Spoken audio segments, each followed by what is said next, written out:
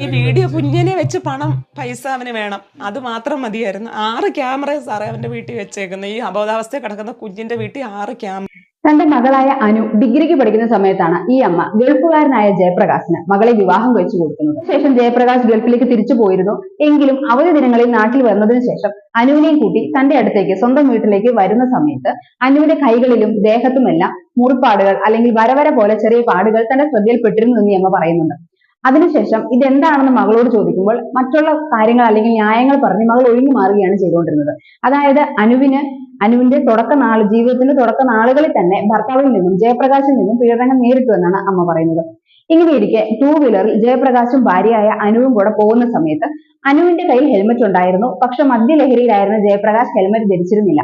എങ്കിലും ഭാര്യയായ അനു ഹെൽമറ്റ് ഊരി ജയപ്രകാശിന് നൽകുന്നു. മദ്യലഹരിയിലായിരുന്നതിനാൽ തന്നെ സ്വാഭാവികമായും ഒരു ആക്സിഡന്റ് ഉണ്ടാകുന്നു. സ്വാഭാവികമായോ അസ്വാഭാവിക